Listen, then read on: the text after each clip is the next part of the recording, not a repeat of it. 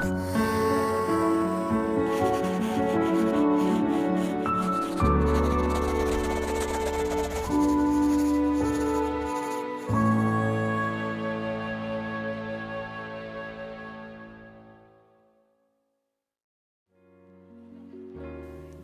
me tell you about the Sleep With Me podcast.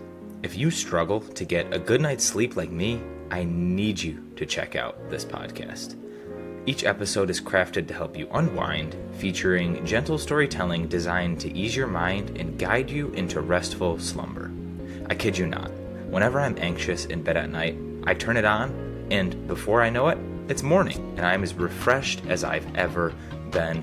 I am not sure how it works, but trust me when I tell you, it does.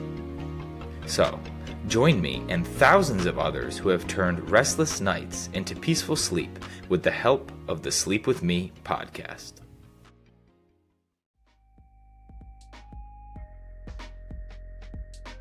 Go Global is a free-flowing technology company that handcrafts, embellishes, and manufactures garments and accessories. Designed on the principles of people, places, and possibilities, Go Global reimagines fashion and is inspired by you, the people of the world. Hello again, beautiful people. Welcome back to a very special episode on the Make Mental podcast. I think this is super special for me in particular since I've known Dr. Shippey for quite some time. And if I refer to him as coach, we will have to enlighten you as to why, but we'll save that for later in the episode. So Dr. Shippey, thank you so much for joining us here on the Make Mental podcast. Thank you for having me. If it's okay with you, I am going to informally switch over to coach. It's probably more ingrained in me.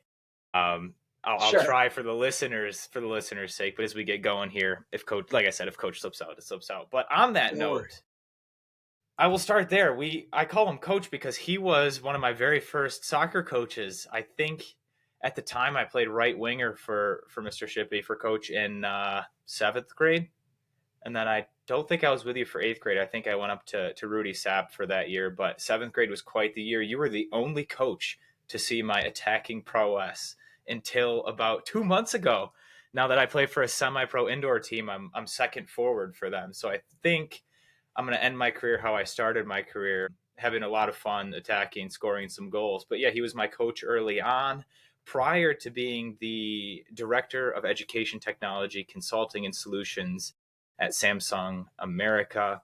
In this role, he leads a national team dedicated to designing, developing, and delivering learning solutions that inspire and empower both educators and students. His mission is to train educators to leverage innovative technology to meet the ever so changing learning needs of the world. He practices, he researches, he specializes and plans change, learning theory, project management, organizational behavior. I mean, you name it. He is involved in some capacity, and if he is not now, he has been in the past, because he was also a professor at Syracuse University and Lemoyne College, teaching courses in instructional design, learning principles, and project management. And as we mentioned prior to that, he was a coach at Liverpool Middle School in Liverpool, New York, as well as a social studies teacher there. And he is, again, long resume here. He has also been on Fox Business's The Claman Countdown in August of last year to discuss Samsung and encourage collaboration between teachers and students. I don't know if I took a breath, Mr. Shippey, Dr. Shippey. Is there anything I missed there that you are proud of that we're not going to get to later on here? Well, the proudest thing I think for me would be relationships and getting to know people throughout my career. I think the relationships we make form a glue for each of the experiences. So it's so hard on a resume to really show what's happening under the hood there. But it's all about people, meeting people and growing together. And that's really, really, really important to me. Yeah, is that kind of how you, I'm not going to say stumbled upon this role at Samsung, because you definitely put in the work for it, but is that kind of how you ended up there, through your relationships and how you pride yourself on that? Yeah, definitely. That's exactly right. Yeah. I knew someone who knew someone, and there was an opening, and they put my hat in the ring, and I was able to earn the position from that open door. But that came from relationships. Yeah, absolutely. Yeah, let's stay here for a minute. How can we balance relationships in a seemingly completely virtual world? I mean, even I'm interviewing you from square to square here, whereas in the past I could shake your hand, I could give you a hug if we were close enough. I could really feel your presence. How can we, I guess, develop and maintain these relationships so we can end up with opportunities like yours? Yeah, I think there's multiple ways to do it. I don't know that we have a way that's as good as in person yet, but social media is a way to stay connected to people. I'm old, so I use Facebook, and I have friends on Facebook, and I get to see their kids, and they're scattered all over the planet. And I feel like I'm growing with them. So when I see them, it's catching up based on what I just saw last week, as opposed to last time I saw them 5 years ago. So that's kind of interesting, right? There's the random phone calls, those are important. Birthday wishes are important. But then also just meetings like this, as you said, box to box, talking to each other. It's good to humanize the experience and to stop and talk about life, struggles, good things, bad things, and then hop into the dialogue.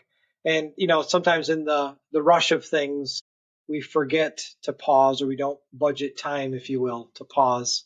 And I think we should. Yeah, I guess we'll just jump right into one of the questions I had for you then, because you're mentioning the need for a pause and almost a relaxation, if you will. When do we know that we're doing too much? Because as someone who has done a lot yourself, how can we take that step back? Maybe we'll call it like a self audit and understand that, hey, I need to slow down in this respect so that I can speed up in other respects.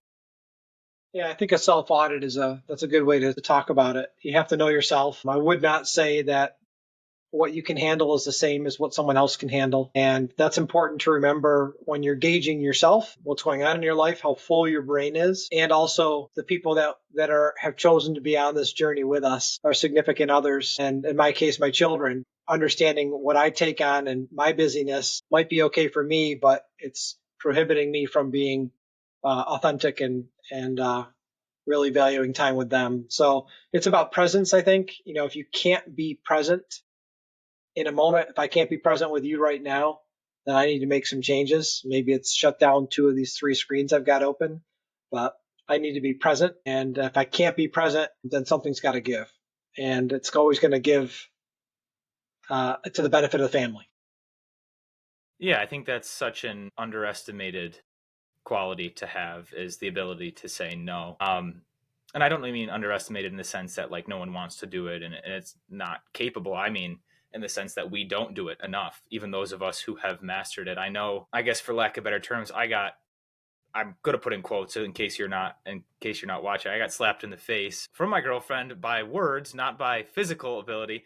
Of hey, you need to be present at dinner when we're eating. The other night you were on your phone because I was very excited about a press release that just happened for our podcast. Or hey, you haven't taken our dog on a walk in a couple weeks. Like I have a lot to do myself, right? I got wrapped up in all good things, right?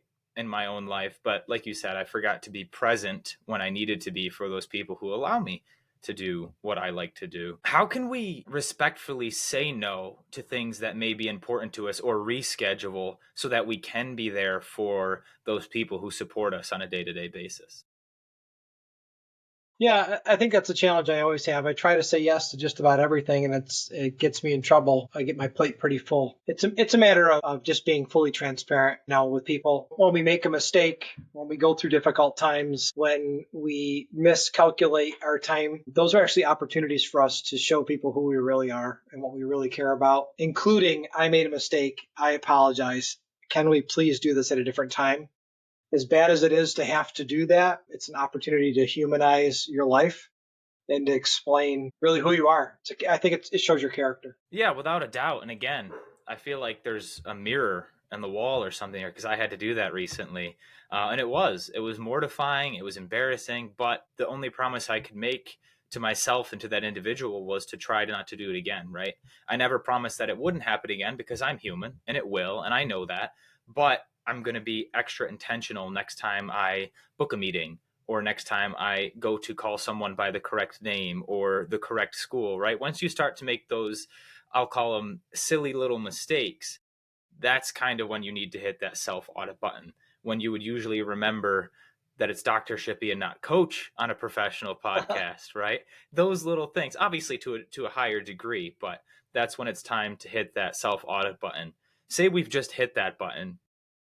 Where do we start? Do we start with our physical being? Do we start with our mental presence? Or I should ask, where do you start? Well, I start with those around me and making sure that I'm providing what they need from me. First, family, my wife and my kids. Do they have what I need? Are they getting from me what they need? Am I present enough? Am I just physically with them enough? If I can't be with them, how can I make a schedule to call them, to check in, and be a good listener? That's critical. And in my work, I do have a list of people that I manage, of course, and I want to make sure that I'm touching base with each of them. I keep a list of names around and keep a mental checklist. Who have I not checked in a while, other than a normal cadence? I want to make sure that I'm making that effort. Yeah, and in making that effort, does it calm any anxieties down that you have, knowing that you're hitting all the checked boxes, you're showing up for others, so therefore you're showing up for yourself? I guess when I think of self audit, I think of what am I doing for me? Does that ring true to you, or are you such a leader, a manager, a self-proclaimed connectologist, as one of our guests, Jonathan Sprinkles, puts himself as that? What does self audit mean to you? I guess since it means something a little different to me. Yeah, that's a fair point, and it does mean different things to different people. I tend to be extroverted. I tend to be people focused, and my self audit is often me asking myself if I'm meeting the needs of those that I'm responsible for or relationships that are important to me. It's Yeah. often very external. It's not like I think, that I need more quiet time, I need more, R&R, I need more exercise. I don't often put those things first as much as I do the social side of things, if that makes Hmm. sense. Yeah, and I think that comes with years and a lot of time of sitting with yourself, right, and figuring out Maybe. Yeah. what works, right? I don't think it's fair to say that a 10-minute meditation wouldn't benefit. It might, but you know yourself well enough that when you're on your A game, when you're feeling your best, you said you're present with everyone, if I understood you correctly. You are checking in with others. You're doing the things that you know how to do best correctly. And when that slips up, that's when you hit the audit button. I think that's fair to say, because I think as we scroll through social media, if you're surrounded by a lot of mental health, or I guess whatever respective niche you're in, right? You see different ways to do things, but then they're all telling you that's the correct way, or you have to go this way, you have to go that way. You start living through the screen, or you start living through the words of other people. I argue, and I'm curious for your thoughts on this, that maybe add those to a list. And if it's going to be beneficial for you, I should say, add them to the list and try it out. Maybe you are like Dr. Shippey and you need the connection to fill your social bucket and really get yourself feeling right. Maybe you're like me, where some weeks that's all you need, and then some weeks you just want to sit in your room and read and play video games, right? Add those to a list, try them out one by one, more than a day, right? Anything worth figuring out takes time, as we mentioned. Try them out, circle the ones you kind of like, circle the ones you don't, circle the ones you want to circle back on, and keep a running list of what works for you. Is that a viable method in your opinion, or do you think that once you find something that works for you, just run with it until it no longer works? Yeah, I don't know. I guess I'm not as algorithmic about it.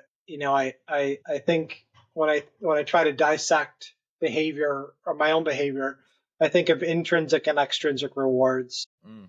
There's the paycheck, the vacation time, food, things you like. Those are all extrinsic, but intrinsic is where the passion lives and the things that drive you live. And I would argue that if your intrinsic motivation is on the positive upswing, you can navigate just about anything in life if you feel that you're navigating it for a greater purpose other than a paycheck. Yeah, I appreciate that, and I like the intrinsic.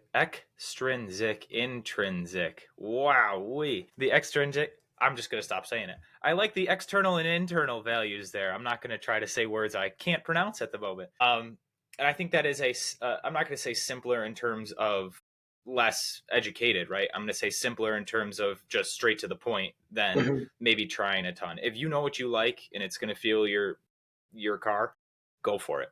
And if it no longer does, right, and you need to switch fuels, again, I'm very visual, for lack of better terms, go ahead, try it. If your internal values change as they do as life goes on, just fit your needs to them. And then, like you said, the extrinsic ones are always gonna change based on whatever you're into at the time, right? Like for me right now, it's soccer and the podcast. At one point, it was musicals. It just changes as you grow. So if you can Yeah, kind of keep those checks and balances, that's I nice. often talk about in my first book, and my first book is called Wanderlust EDU, and I talk about having a wanderluster approach to professions in life versus a what I call a peak bagger. And I use my own story when I would hike the high peaks in the Adirondacks. I would do it to tick a box and find myself, looking at my feet in the trail, making sure I wouldn't trip, but doing that more than looking around and enjoying the beauty of where I was. And so that checking the box, that extrinsic peak bagging, sure you get things done, and perhaps there's some kind of bragging rights to that, but the slowing down and enjoying the people you're with and the time, I think, is really valuable. It's just sometimes you have to have a lot of intentionality to do that. Yeah, can we strip that down a little bit? I love that reference. I think there are moments where you need to stare at the ground and make sure your feet aren't going to step on an unsturdy rock. But once you're on top of a boulder, right? Once you're on top of the mountain or at a checkpoint where there's a clearing in the trees, take a deep breath and enjoy whatever you're looking at. In life, I guess if we can relate it that way, when you are on an unsturdy rock, how have you personally gotten yourself to take that next step forward, knowing that that rock might be a little shaky, so that you can get to the view? I look around to people that I trust for help and advice, confirmation or not. I don't know if it's human nature or if it's just my nature, but I can convince myself that just about anything is right. And sometimes I need someone to help me push back. And sometimes if I'm on that unsturdy rock, I might actually just stand on it a little bit longer. It's kind of like writing that email that you're upset. You write an email about being upset, but don't send it for 24 hours. Wait the next day and see if it's really worth it. That kind of approach of pausing, I think, is critically important for me, and I would argue probably for most people. Yeah, and I can't help but kind of reference back to some of the literature that I've read that always suggests that it goes back all the way to our most basic self, right? When before we were extremely evolved as a species to like cavemen in the fight or flight mode, right? When you're on that unsturdy rock, your mind is telling you like this is not a good place to be. Send this email right away. Get out of it. Get out of it. Well, 99.9% of times an email is not life or death, right? So can you be comfortably uncomfortable in that moment? I like that Mm-hmm. phrase. Mm-hmm. And wiggle a little bit, like you said. Yeah. Now you've gotten yourself off the rock. You no longer have to continue to look down at your feet and you're enjoying the view. What do you do there? How do you enjoy the view? Because sometimes that is so hard when you're used to go, go, go from rock to rock. Yeah, that's the part I struggle with is pausing. And I talk about it a lot because that's what I struggle with. That's my biggest challenge is to stop and I don't want to say appreciate because I think I have a life of gratitude, but stop and just take in the moment, if you will. That's hard. Part of it is we want to be in control. When we feel like we're in control, it's like, okay, let's just keep going forward. And being on that unstable rock, as you said, is a form of not being in control. But we have to be careful that we don't jump from that rock to a worse situation. And that's really hard. That's really hard Yeah. because that's the thing about uncertainty and perceived failure is you want to solve it quickly and move on. But sometimes things aren't that fast. Yeah. And I think that has to do with certainty, even if that certainty is negative, right? So many times people don't want to change poor habits because at least they know what they're getting, right? If I drink 3 sodas and 2 coffees every day, hey, I'm going to get energy. But can I change that habit and start to get my energy somewhere else? I don't know. I don't know, right? It's one of those on a more lower scale. That's an example. But let's jump to, well, we're not jumping to you. Let's transition within talking about you here. Start kind of towards when I first met you as a coach and in a middle school social studies teacher. we won't tell them how long ago. We'll keep that out. No, I'm kidding. Just a number. Yeah, it's only a few years ago, right? I'm not gonna make myself look that old either. I tell you though, I'm a little off track here, but I'm no longer that the young kid on the block. Well, I am when I hang out with my brothers, as you know, my two older Of brothers. But in course. terms of the rest of it, like I'm coaching women's soccer at a college, and I'm like, oh, when were you born? And they're like, oh, 05. And I'm like, huh? Oh, 05? What the heck? Like, but we'll reel ourselves back in. When you were our coach, Mhm. how did the teaching dynamic work? Because obviously we're 12, 13, maybe 14. There's a way to instruct while still keeping joy for whatever you're teaching, whether it be social studies or soccer. And I think you balanced that beautifully, right? When there was a moment we messed up and you knew we could do better, you gave us that gentle reminder like, hey, I've seen you do better. Like, it's not necessarily okay that you made a mistake, but you're still learning. So how did you balance that fine line of instructing but also giving criticism? Yeah, I think it was all about remembering the why. As a teacher, I loved history and I loved storytelling.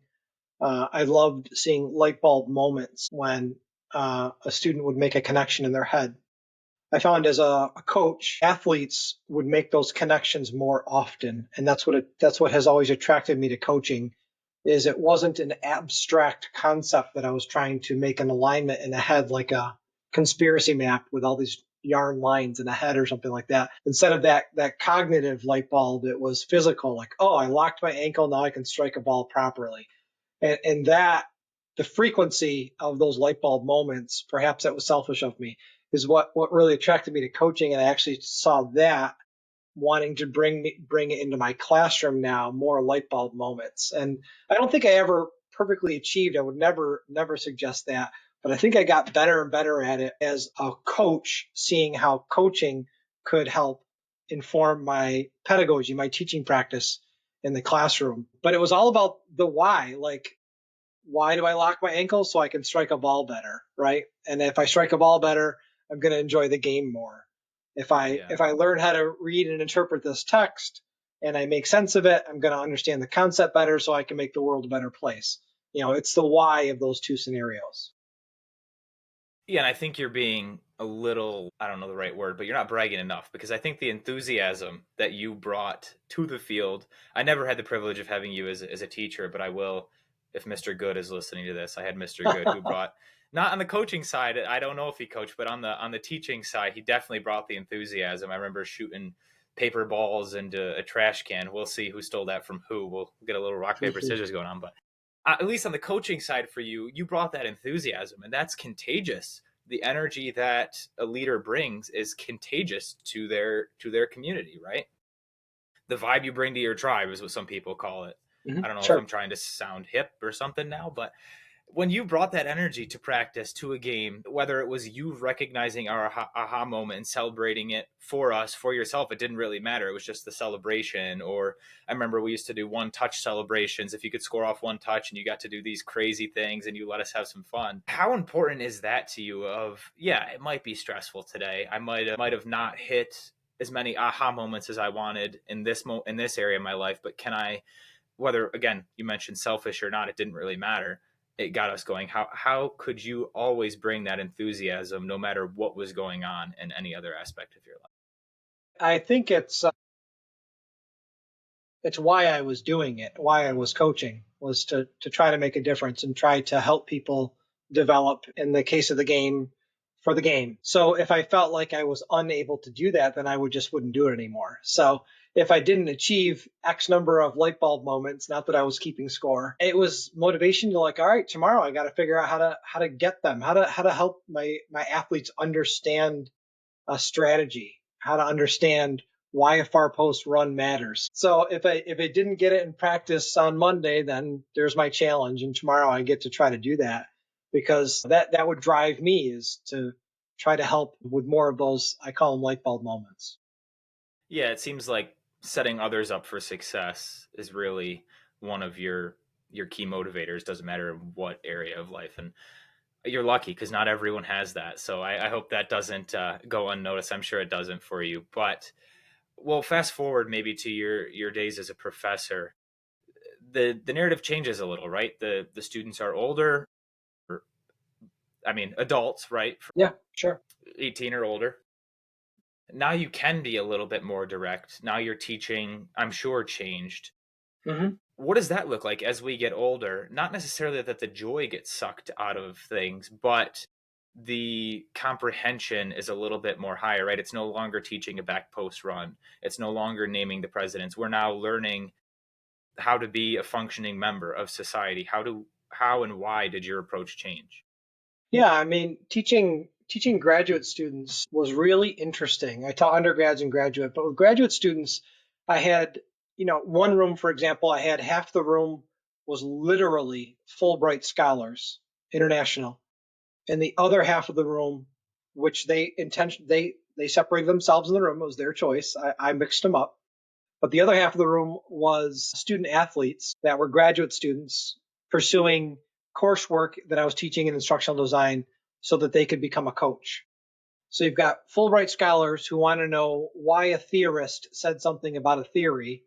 And then you have student athletes who want to understand how is this going to make me a better coach. And so those are two different whys in the exact same room that I had to address, and I viewed that as a challenge. And that's exciting. The intellectual challenge of stimulating an audience is exciting. It's almost like you're being a motivational speaker and you're trying to hype people up and empower them with some kind of tools that you've gained success in life with for them to turn around and replicate, but iterate on.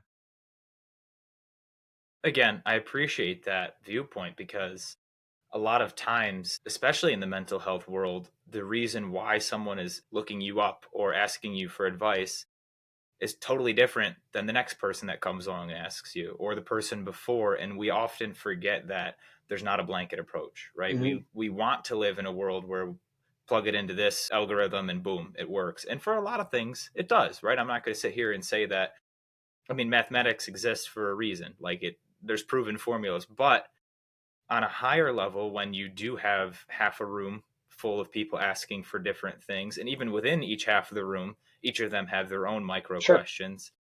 How do you throw gum at a wall and hope it sticks, for lack of better terms? How do you throw one theory out there to satisfy the needs of both groups? I'm not sure that you do. I think it's more a matter of, we have curriculum for a reason, and we try to follow curriculum, which is, just an outline, but we try to increase understanding of its value with people as individually as possible. The perfect model for teaching is one-on-one. It's it's apprentice and expert, and we're going to go together in this journey. And I'm going to watch what you do, make some small changes, suggest changes, and watch you change them. And slowly, we're going to get better and better and better. But that's not scalable. So, come the 20th century, and we throw 25 people in a room or more, 1 to 25, and that apprenticeship model doesn't really continue, although we try. And in teaching, we use phrases like sage on the stage and guide on the side. And there's been times in history where people said, no, you need to be the sage on the stage, you need to be the expert. And other times it said, no, you need to be a guide the entire time. I think we're at the point now where we understand there's value for both. There's value for the story and there's value for the coach from one person. And so it's finding those moments whenever we can. And, from an instructional standpoint, you build in time for people to work individually, and then you go and support them one on one as best as you possibly can, to try to, again, increase understanding. Because, the ROI for an instructor is knowledge retention.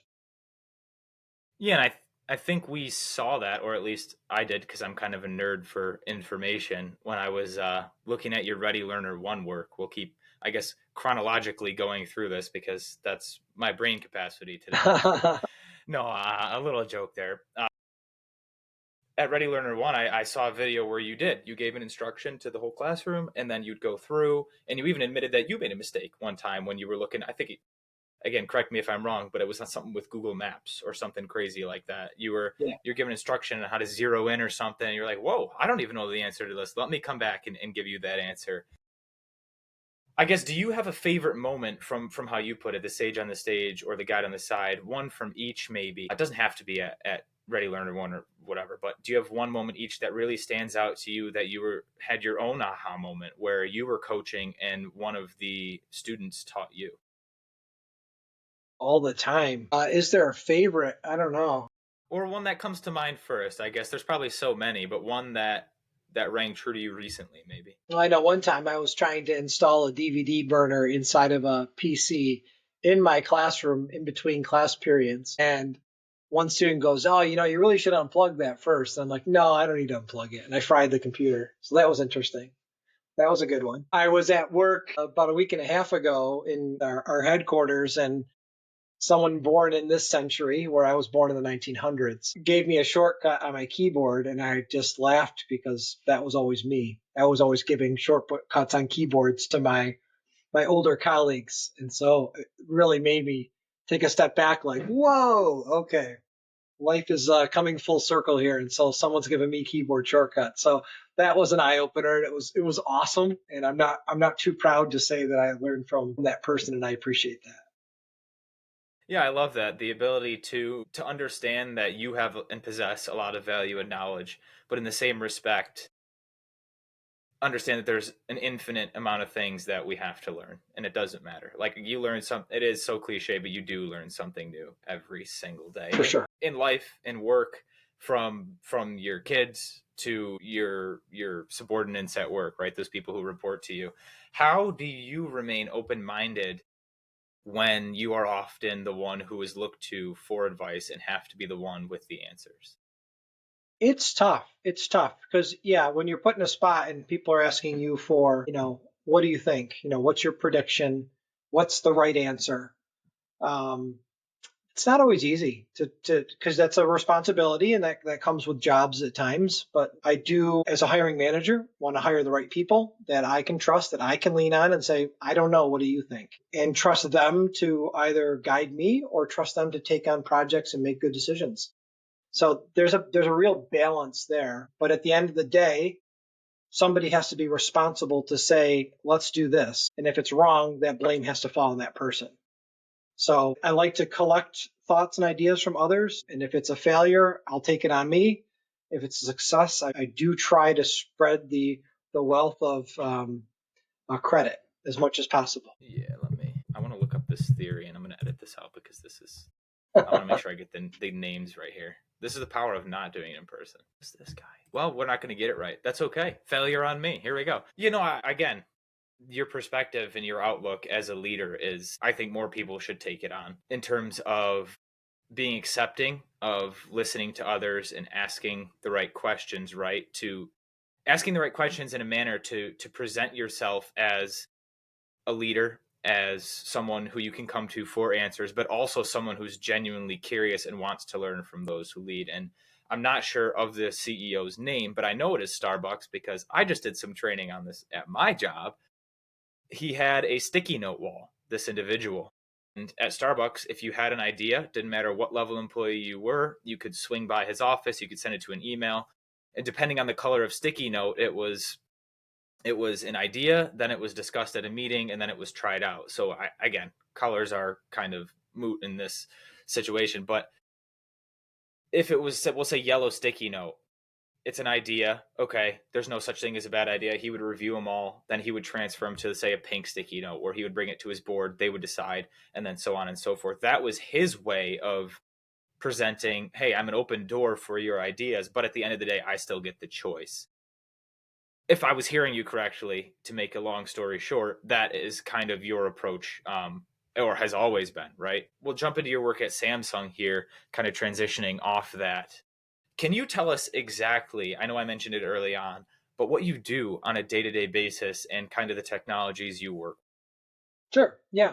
So I was brought into Samsung 3 years ago to build a team to help position us in the market to gain market share in interactive display boards. So interactive display boards have been around for about 20 years. So if you think Smartboard, Promethean, some of those boards that have been around for a while, Samsung wasn't competing in that marketplace. And when it comes to display, we like to flex that we're number one in every category except this one. So we want to build out the best product. And I said, well, in education, it's a very mature market, interactive display, and you have to do more than build out hardware. You have to have the right people behind it.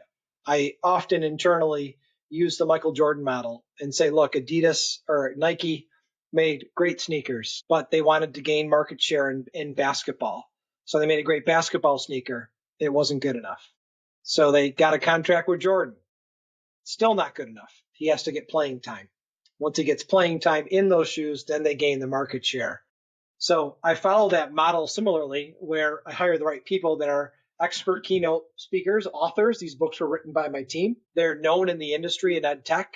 It's a niche market, but in that place, you might call them celebrities, or we joke and say edu celebrities. And they're speaking, and they have the Samsung brand behind them, and they're following that Michael Jordan model, and we're seeing success increasingly. And the work we talk about is how to help teachers. How do we shift our teaching practice? How do we help teachers adopt meaningful technology that makes sense for the classroom? And then how do we amplify the good things going on in the classroom with that technology? I think that, first of all, it sounds like you got like a team of micro influencers I within do. the education world there, which is fantastic. Because I think, again, as we talked about square to square, kind of jokingly in the beginning, in a world where so much is online, it's that personal connection that people need. It's that storytelling, it's that sense of community, but at a high level, obviously, at what you're dealing with in terms of the technology space, right? You need some sort of experience in that realm to probably understand that niche. And I think teaching teachers or assisting teachers is also very necessary. And I'm sure you could attest to that, obviously, as you were up and down the line there of the teaching world and the professing world. And I see that now as a coach, right? Not a teacher in terms of content, but a leader, a teacher, a coach, a mentor.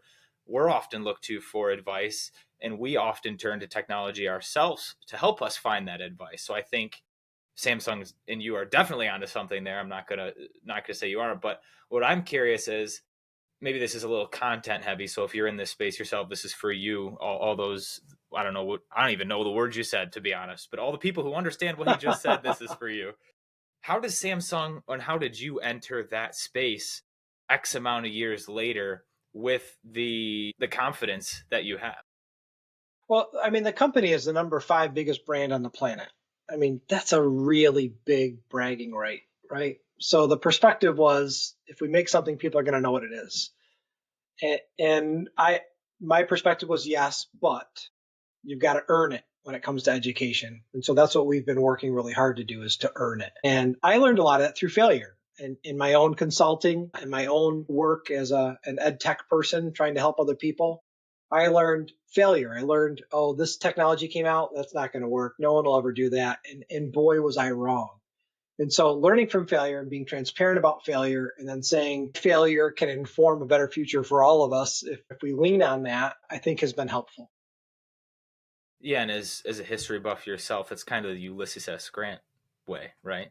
The problem is the path, right? The failure is the way forward. His, again, I don't know why I'm remembering everything I've read in the past 10 years, but it's that feeling of the only failure is stopping. I mean, probably a more well-known theory is the light bulb with Edison. He Mhm. 6,000 tries or something crazy Right. like that, right? He just didn't give up. How do you continue to pull yourself up by the bootstraps, you and your team, when what you deem as a failure happens? How do you continue to push forward? Does it have to do with those intrinsic and extrinsic?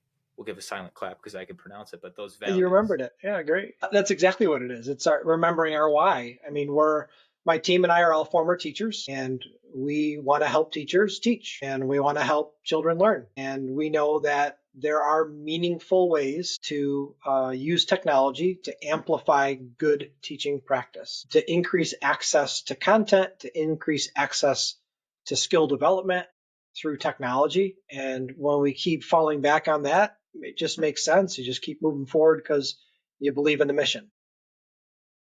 Yeah, and I think it's a healthy balance of, like you said, learning from yourself and your past mistakes, but also kind of tying in new technologies.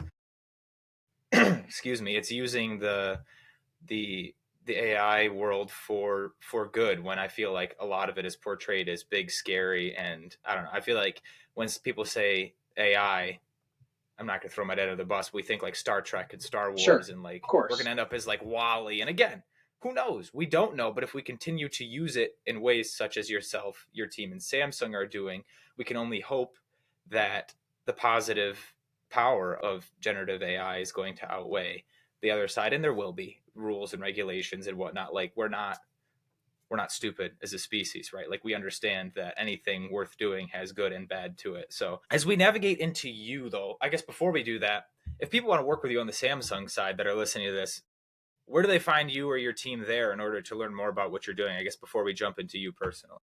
I'm all over social media. LinkedIn is probably the easiest to try to keep Okay. a professional stream of content and connections there. That's probably the fastest way. My DMs tend to be opens, ready to help Slide wherever I on in. can. Slide into the Slide on DMs of in. Dr. Shippey. That's going to be the title of this episode. Oh no. But yeah, there you go. Go even if you don't want to or are not sure yet if you want to work with them. Just a follow is free, right? Support what they're doing because it is a fantastic cause, and who knows, one day something will come across your feed that you or someone you know find interest in. Because as Dr. Shippey said earlier on, you're only 1-2 connections away from where you want to be, or someone that you know might need the assistance or the expertise that him and his team have. So a follow is free on LinkedIn, or if you're prehistoric, Facebook. Whoa. No, I'm kidding. But we'll kind of talk to you a little bit here and what you've got going on now. I know you are a keynote speaker. You are a couple time author here. We're going to get into that. Let's talk all things you aside from the nine to Sure. five. Yeah, sure. Yeah. And there's a lot of overlap too, because it's remembering my why, and education is my wheelhouse, and I want teachers to feel empowered, not overburdened by preparing their students for the future. And so I talk a lot about the adoption of innovation. Innovation, we often think of equals technology. It's more than that, but technology tends to be the most meaningful. I love talking about the pencil and how the pencil, when people took a pencil and they started using the classroom, they were like, what am I going to do with it? What are my students going to do with it? How am I going to maintain it? How am I going to assess what's done with it? That's the same question we ask about laptops, about Mm-hmm. tablets. It's just the same questions. And when we think about that, I think our schema, our history that we can all lean on, if we can connect to that, it makes it easier to approach technology for the future. But just because technology makes sense, it doesn't mean it always is adopted well. And that's part of the challenge that I like to think about and talk about and write about. If you think of, again, a pencil, we don't talk about learning math with a pencil. The pencil's fully adopted, so it's just learning math. So will AI get to that point where perhaps I'm not writing with AI, I'm just writing and I'm leveraging AI? I mean, think spelling and grammar check. I don't say I'm going to write this, but I'm going to use spelling and grammar check. I just use it because I've fully adopted it. So part of the question is, will AI get to that point? And then how are we judicious or cautious about that to make sure it's authentic? But the other side of it is, think about the keyboard and how the keyboard technology was invented so that the little arms wouldn't get tangled up. If you think of a QWERTY keyboard, that doesn't make a whole lot of sense anymore. Yet for 40 years now, we've had electric keyboarding, and we still use a keyboard that's less efficient than other models because we're so accustomed to it. Will AI have its pencil moment, or will it have its keyboard dilemma? I haven't quite decided yet, but those are the types of things I like to think about and write about. Yeah, I love that. And again, they're so ingrained in every day that you don't think about it unless you kind of tie together everything we've talked about on this episode. That standing on the unsturdy rock, wondering if the keyboard's going to change, for lack of better terms, or can you take the next step forward and enjoy the view and not really think about it like the pencil, or do you need those 10 seconds to think about it? I just love, well, one, I'm kind of a nerd. I love when a good episode comes together, but I also kind of love when you stop and think about those things and really question, not in a bad way, but really think about yourself, your values. What are you practicing? What you're preaching? Are you preaching what you're practicing, right? Because sometimes it can go the other way. And again, on a personal and professional level, I know that you do. In your second book here, Can we kind of talk about that, or is that something you'd like to wait for? Sure. The third book, I'm on my third. Yeah, I'm talking about the second one here. Well, the second one, I didn't Reality know which. Bites. Yeah, I didn't know which Yeah. one you wanted to jump to. Yeah, well, the first one was Wanderlust. The second one is Reality Bites, and that was exploring technologies like augmented reality and virtual reality in the classroom. I think of Wanderlust as the why and Reality Bites as the what. So, why do we adopt technology? Then, what technology is there? Both books are really responsive for what technology exists at the time. How can we use it right now? How can we be effective in our classrooms with the latest innovation? And so that's where Reality Bites, I think, puts a bow around Wanderlust EDU. Yeah, Reality Bites. When you say augmented reality in the classroom, I'm stuck on Star Wars. I go to those little holograms standing in Sure. the middle of the classroom. Is it Yep. what does that look like in the classroom? Well, it's interesting. Virtual reality, we can conceptualize with, you put on goggles and you feel like you're transported somewhere else. A good virtual reality experience, it's good when you take them off and you feel like you've returned from somewhere. So your cognitive presence is elsewhere. And I think that's why it's slower to adopt. Augmented reality is adding to where we are together. So your hologram example might be glasses that have text messages and map directions inside of it. It could be simply using my phone, and my phone has a map on it. I'm augmenting my skill set with the map on my phone. So that is much faster to adopt because our cognitive presence is in the physical presence. It's happening so frequently people don't even realize they're adopting that technology. Then it's having its pencil moment. Yeah, I appreciate that because I think a lot of the nervousness around this type of innovation comes from the lack of knowledge. And I won't say education because some tremendously educated people are still skeptical of it. But it's just the knowledge and the understanding and the awareness of, like you said, how much you already use it, right? Map on a phone. I didn't know that was augmented reality. Like I just thought that was using my phone, like your pencil moment. So you laid out the foundation with the first two books. What's the purpose of the third book here now that we're kind of going in chronological order? Yeah, I'm really excited about the third book. Just released 2059, The Future of Education. It's where I pivot. And rather than respond to what is, I want to think about what will be.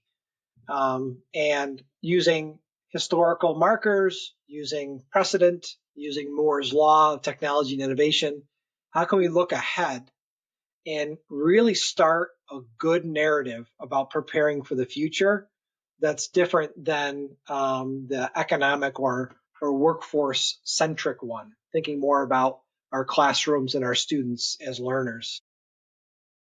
Really, really excited about it. I named it 2059 because when I started it in 2024, I gave myself as much time as George Orwell gave himself to write 1984.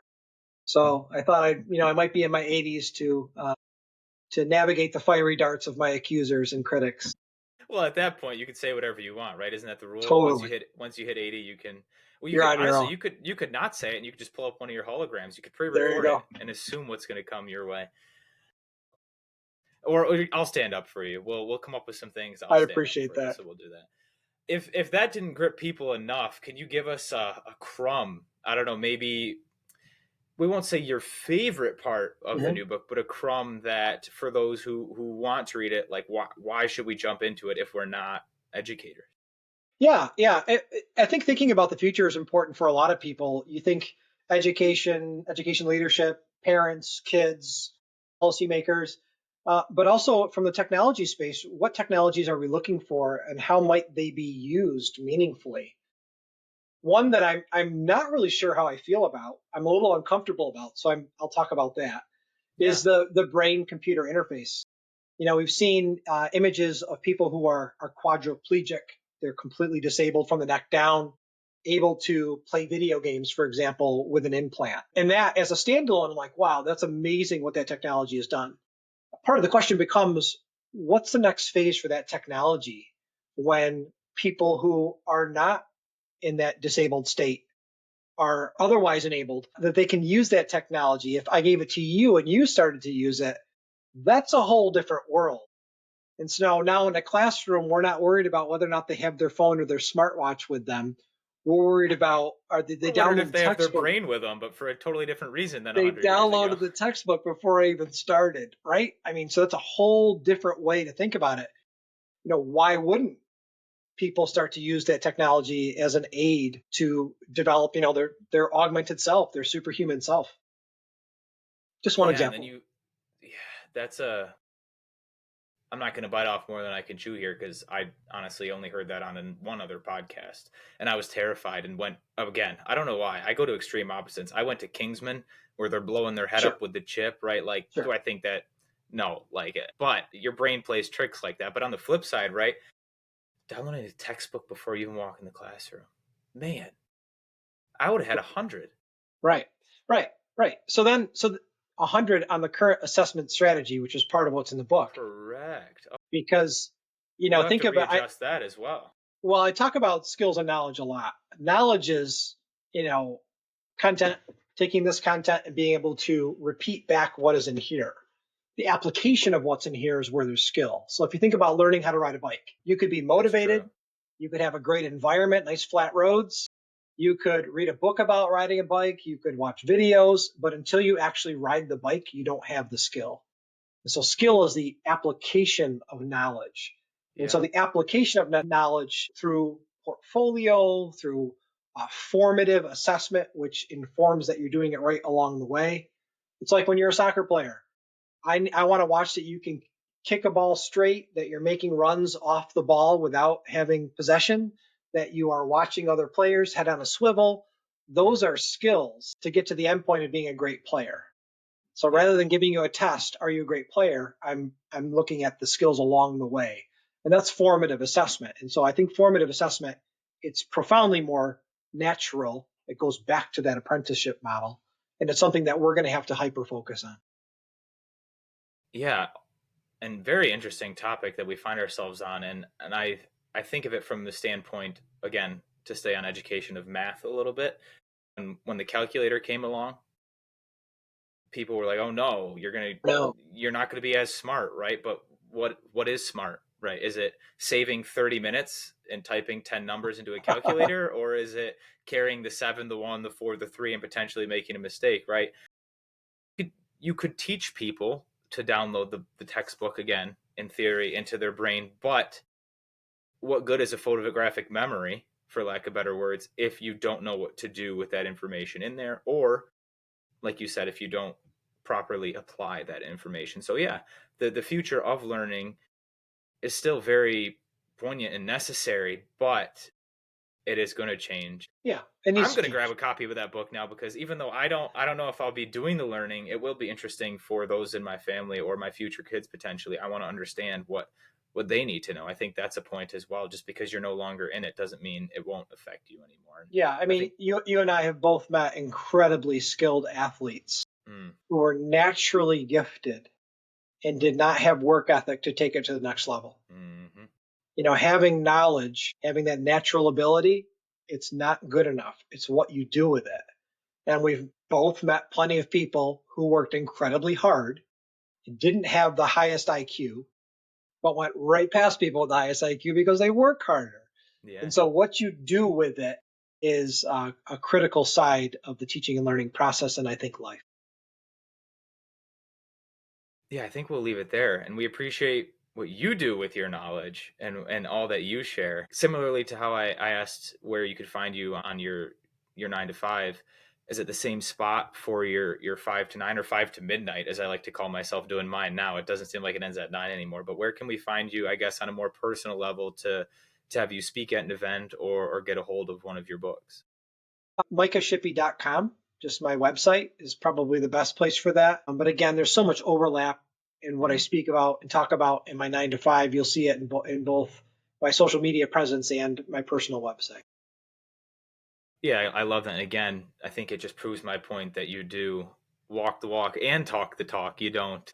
The lines are blurred in a good way in that respect. So you are a thought leader in this area that is ever so important in a changing world. And we appreciate the hour you took out of your very busy week to kind of enlighten us and bring a different, fresh perspective to the podcast. I think I won't say we, because I guess I'm the one who chooses who comes on most of the time, which is a weird responsibility to have, right? Because who am I to determine whose stories are worth sharing? But not to go off on a side tangent, to kind of refresh the podcast here, we see so many heavy mental health, but equally as important episodes, that it's nice sometimes to kind of bring in an outside expert that's not an athlete or is no longer a coach or is not so immersed in the mental health world. Because I think, like the theme of this episode, that what is this, an hour break instead of 10 seconds can really help you look at things from a different perspective. And